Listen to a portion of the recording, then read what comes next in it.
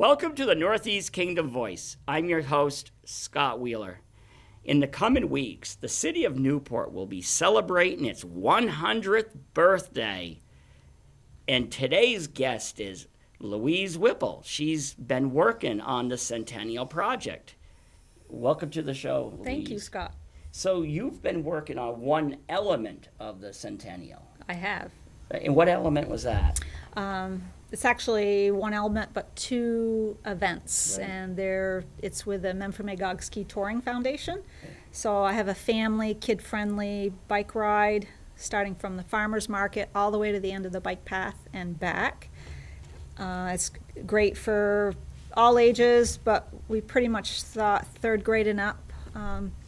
And I've delivered to schools 1,784 flyers. So kids, it's a great incentive, but not only for kids, adults. You can track your miles. It started June 1st to June 30. So you can track how many miles that you're riding, and then the day of the event, which is July 1st, you can turn this in to qualify for one of three prizes from Louis Garneau.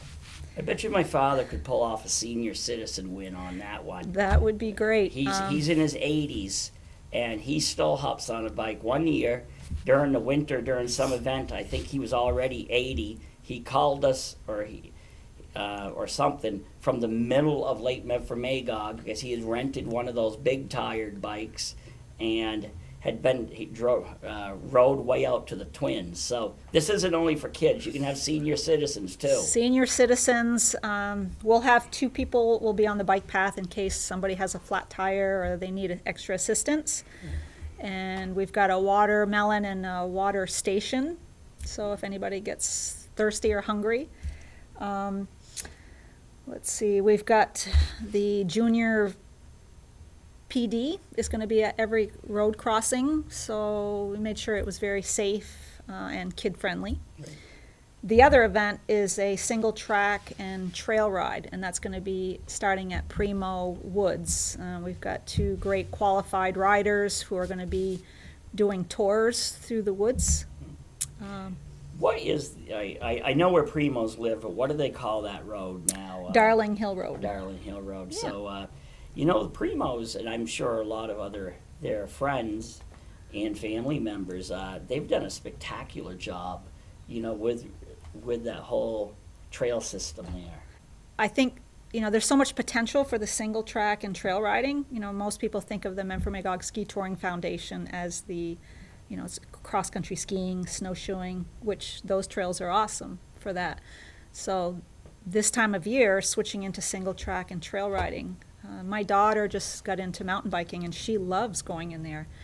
And I know Burke Kingdom Trails is awesome, but if you just want to get in a 30, 40-minute workout, it's right here in this Northeast Kingdom, and I don't think a lot of people are aware of that. Well, I often think that about this area is there's actually I love it when people say, well, there's nothing to do.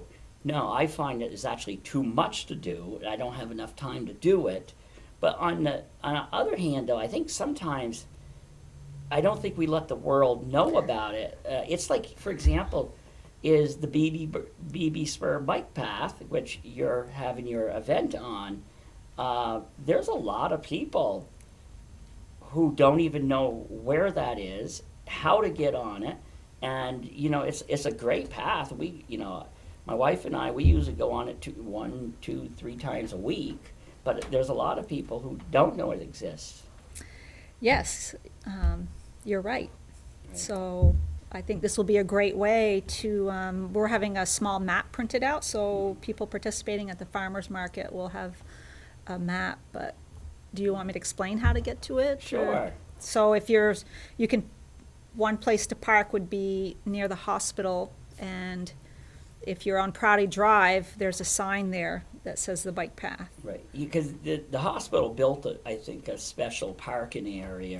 Yes. For the bike path. Yes, so that's the easy. I think it's 3.6 miles one way if you start from there. So from the farmer's market, you would cross the road, and there's a bike path there. It takes you by the East Side Restaurant. That part would be street. You would be riding the street. And then you go through Prouty Beach, which is beautiful, all pine trees. I did speak, well, with the new expansion coming on, they are looking to put a 400-foot bridge. They're getting permits now. Construction should be starting 2019, so that will add an extra mile through the Scott Farm on the Bluff Road. Yeah, they're going to build. They're basically kind of rebuilding a bridge in a sense, because I'm not sure if you're aware, but there was the pylons there that are still there. Is that was probably from 100 years ago when it used to be a cattle bridge across there. Well, we're probably not going to lead too many cattle across the new bridge, but it will provide a great place for bicyclists to ride. Now, have you been involved with the Bluffside Farm? Only through, like this last winter, we that was trailed for cross-country skiing. Right. So that was very nice. So I have been in communication with Tracy, and so I am aware of what's going on. It's a $1.2 million project. So they have raised $800,000 of it. So it's gonna happen. Right. Okay, where does your bike event actually begin? Does it begin at Primo's? The family, kid-friendly, starts at the farmer's market. So farmer's market. Yes. And the farmer's market is on the causeway. On the causeway. For people who don't know. Yes. Now, do you have to sign up in advance, or can you show up? You can just show up. I didn't do a sign-up, so you can just show up, and same with the single track and trail ride. Is there an entry fee of any kind? No, this is I did this because I wanted kids especially to feel empowered, and I think with cycling, cross-country skiing, snowshoeing, those are lifelong sports, so you can compete with yourself. It's something you can do to stay fit for life. Right. As I said, my father, he's near an 84, 85, and he still hops on his bicycle and goes. It's fun. I think we have a lot of routes here that are beautiful. So this was just a way for me to share my passion and to provide a purpose so that hopefully kids, parents can get out there and ride. What time should people arrive at it? I would say probably 9:30. And then there will be a sign-in to register, again, for the prizes. Right. Yes. And again, it's on what day? That is on July 1st, Sunday. On Sunday. Yes. A lot of people, I haven't been, even though I volunteered to take part in the committee, apparently my services weren't needed. I haven't been following the dates, but a lot of people come to me. When is the centennial celebration? Starts June 29, and it runs, I believe, through July 3rd. Right. And is this straight through, or is this like, are there days off, or? No, there's different events. There'll be some events at Prouty Beach. They're doing manufacturing tours on July 2nd, Monday, and July 3rd, which looked really interesting. As in manufacturing, going into the factories? Yes. Yeah. I actually, maybe it's because before I went to college, I worked at Columbia Forest Products. I love factories. Even though I don't work with my hands anymore, I think that'll be great to get some people just seeing what goes on in these places where people make a living. Yeah. And that in Columbia has a long history in this area. It only makes sense that they're opening their doors. I think it's great. Now, what about your other one, the Primo Woods one? Where do people gather for that? So that's going to be on Darling Hill. There's a sign that says MSTF parking. Right. And you have to have a mountain bike, and you have to be able to shift gears, because when you're mountain biking, you're climbing quickly, so you need to be able to shift gears. And both events, helmets will be required, and closed-toe shoes. So those were the two safety features that we recommended. So, were you recruited to do this, or did you like step forward and No, say, I just did it on my own. Just, I brought it to the MSTF board and I just said, I would like to do an event, tie it into Centennial. I was hoping to do it Saturday, but there's too much going on and I wanted to leave from the Gateway Center, but again, there's too much going on in the downtown. So the farmer's market was the location for the family to ride from. now, are you just doing this, or is there a group of you working on this? I've actually asked for help, so people have stepped forward to help. We're also constructing a cool float Right. for the parade. We'll have someone continuously skiing on the float with a couple of bicycle riders and equipment that was then and now. So it'll be really interesting. I'm having a mural made of the Northeast Kingdom. So You ever heard, just out of curiosity, I know it's not your kind of skiing, but you ever heard about all this, the downhill skiing just around Newport, the different ski areas? Like, you grew up in Newport, didn't you? I did. So you remember Chamberlain Birch over on the I do remember. over on the Glen Road, but there used to be other ski areas over there, like off of, I believe it's Hinman Street. There was this huge, like, Olympic ski jump, this big wooden thing where they flew like 100, 150 feet, and you still have people like, he's a youngster, but he still remembers it. When I say a youngster, he graduated from Newport High in 1956. Sonny Cody, he still remembers, he was a champion jumper. So Newport has a long, proud history Wow. in skiing, and he was telling me, like, the cross country ski course was at what at the time was the 9-hole golf course, Newport Country Club. That was where they cross country skied, and then there was another ski area, not far from where your salon is off of Sias Avenue. There was another ski area there. So Wow. there was another one off of Clyde Street. So your love of cross country skiing fits right in to the greater history of this region. Is there were ski areas everywhere, Wow. and when you go up to Jay Peak these days, people might sputter like, "Oh, the lifts go too slow." Like, wait a minute. Sonny will tell you most of the ski areas he skied at, even Burke Mountain at the time, they had to walk to the top of the mountains. So, Oh. yeah. So you're in a good field. I wished I could tie right offhand. I can't think of something history related to biking, but I'll think about it. So, so you were born and raised here. Yes. So how do you feel about taking part in the 100th? I think it's in our lifetimes here. Obviously, we're only going to live this once, right? And I'm glad to be a part of it. I really want to watch the parade, but another part of me wants to be involved in the parade to feel that excitement. Right. So I'm going to choose that option. I think it's wonderful for Newport. I think there's a lot of enthusiasm and really dedicated. I went to a meeting, the Centennial meeting. I'm not sure how often they meet, but and just to see the planning and organizational skills that has been put into this. And to be realistic, is Newport is at a crossroad.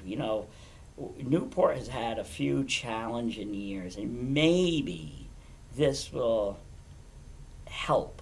In some way it will help, because it might build a little enthusiasm for the future. I think there's a lot of new positive energy. When we had the meeting last February at the municipal building, so there's different subgroups. Right. So I'm on a group called Re-Newport, Right. and they are really backing this event. The carnival group that's coming, I've been a part of that. And so our group is very active. Right. So there's a lot of excitement. The new Chamber of Commerce is a lot of excitement. You know, some people roll their eyes when I say this, but I actually mean it. Is, yeah, you know, Newport, the days of old. We have, when we look back in time, a lot of times we don't remember things exactly the way they were. You know, I think the Newport of today, yeah, no, granted, there is too many empty storefronts.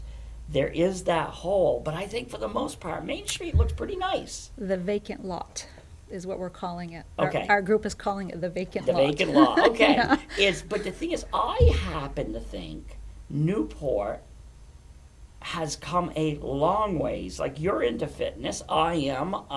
I might not be like you, but you know, I take very good care of myself. I exercise.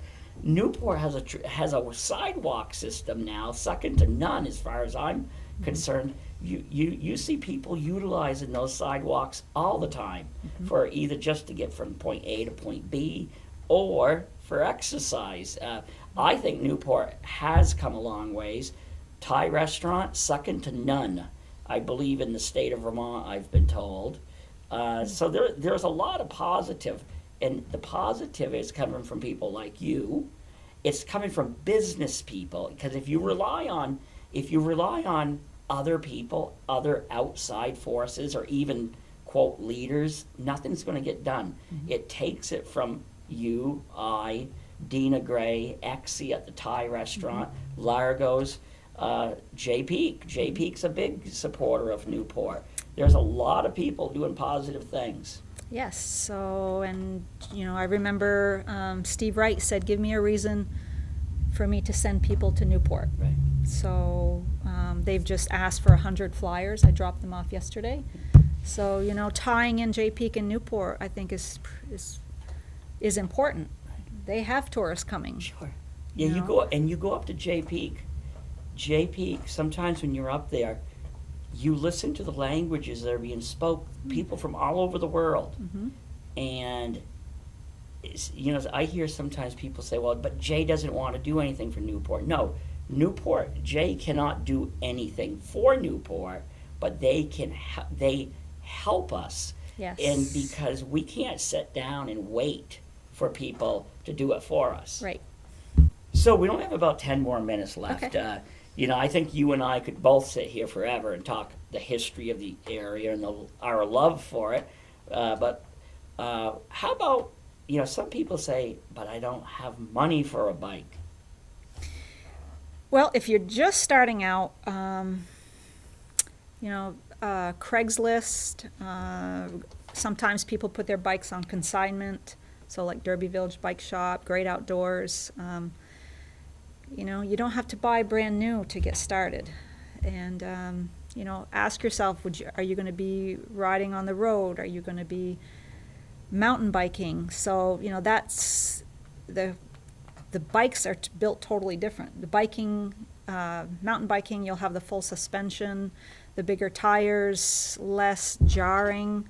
The road bikes are lighter. So you have to ask yourself, but again, if you're just starting and you don't want to spend a lot of money, you know, there are ways to be frugal and get started. And you know, I find Jeff Mannon at the Village Bike Shop, who I've known for years, you know, he's able to work with people to at least educate them to a point too, where, you know, yes, some of the bikes he deals with are really high end things, but he can direct you and he can help you. Yes. Yes. Because I find him to be a real nice and informative person, and he's located up in what is the Thompson Redemption Center building. So, very helpful fella. I think if you're looking for a bike, he has a lot of wisdom in it. Yeah, and he rents, if you want to try fat tire biking in the winter. I have never tried that, but he's got some bikes to rent. If you want to try mountain biking and you just want to try the Primo Woods, you can just rent a bike for a day.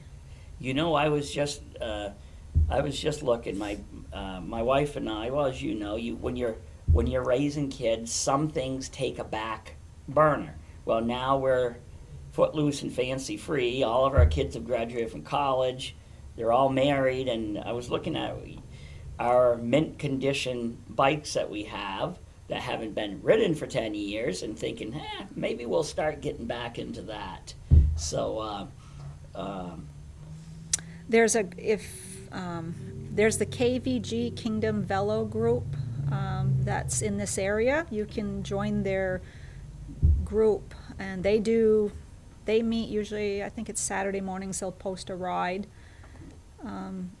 We also have MSTF if you want to be part of this group to find out if anyone's riding or other activities. It's Memphis Magog Ski Touring Foundation group. So instead of having a Facebook page, we've opted to do a group. Right, okay. All right, back to your, so for your trail ride on the BB Spur bike path, I don't know, what are you calling that? Because it's the bike path. Primo Woods. Right. I No, call it. the path. Oh, the family ride? Yeah. Okay. Is that begins again when? It's 10 to 12, Sunday, July 1st. And you meet at the Farmers Market. We'll have a big sign flagging, right, and okay. And how far is that again? it's a little over 12 miles round trip. Right. And do you have to go? Like, you're not. You don't have to go the whole distance. I just want people out riding, Right. experiencing the bike path. It's beautiful following the lake. Right. So- Then what about the Primo Woods one? When do you meet there? That's the same time, so it's July 1st, Sunday, 10 to 12. Right. Are you taking part in them? Or? I'm going to be a hostess at the farmers market, just Right. to help check people in. I don't know. I'm hoping to have a great turnout, so we'll have a desk set up. I'm going to be helping, and we have another desk set up at the Primo parking lot, so we can register and just sign in people. Right. So No, I think you're doing the right thing too, because this, as you said, skiing and biking is a lifelong activity. It isn't like ski jumping. You're not going to Yeah. you're not going to do that for the rest of your life. But I think the secret too is keeping on moving. I just barely got done just a few days ago interviewing a fella. He's going to be turning 100, and I believe I've managed to get him to be able to be in the parade, because I'd love to see him be the Grand Marshal, but he's a Newport native, Donald Farrar, who grew up on Elm Street, and he's lived and farmed in Newport Center for decades.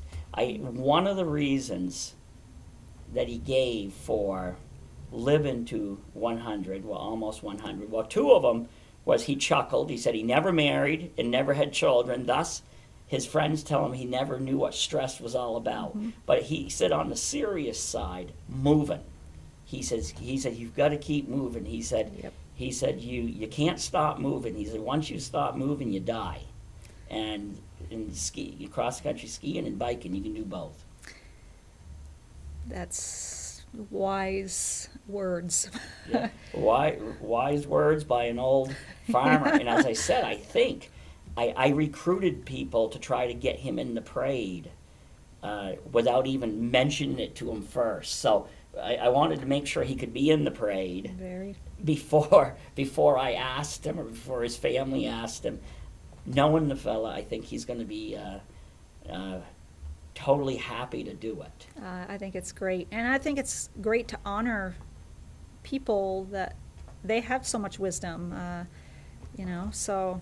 Because, I know, like, my book comes out within the next couple weeks, which is Newport Centennial, Voices from Lakeside Community, and that's all it is. It's a collection of stories of people who actually lived this history. A lot of them are actually gone, because I've been collecting their history for so long, and all these old people, older people, they have lifelong worth of memories. And so I just sit there and I pick them. And it's a gift to listen to them. in my opinion. I mean, there's value in their experience, don't you think? Oh, and it's so good for them because so many people, they don't understand that just listen to people is listen to them. When I go into nursing homes, people they just love me going because I don't do anything special. I just listen. I listen, and the stories they tell, it's a I can't think of a better job. So I get out of bed every morning, and I can't wait to go to work. I don't know. You probably like your job, though. I do. Can you imagine having a job you hated? I would not. I could not do that. And you've worked for yourself for years, right? I have, since I've been 24. Are you ruined for anybody else? I could never work for anybody. I don't. I probably could, but no. No. I don't know. Okay, well, it was great having you on, and thank you for doing this, just because I know it took a lot of volunteers to hopefully pull this off really well. Your event, the rest of the events. I would like to say we're both going to be here in 100 years, so we can see how the second 100 event goes. Right. But hopefully in 100 years, they'll be looking back at this event and say, "Hey, let's pull it off half as good as they did." I want this to be a wow weekend all the way around. Right. And I believe it will be. Yeah. Okay, thank you for your work on it. Thank you. And thank you to the viewers for tuning in to another segment of the Northeast Kingdom Voice.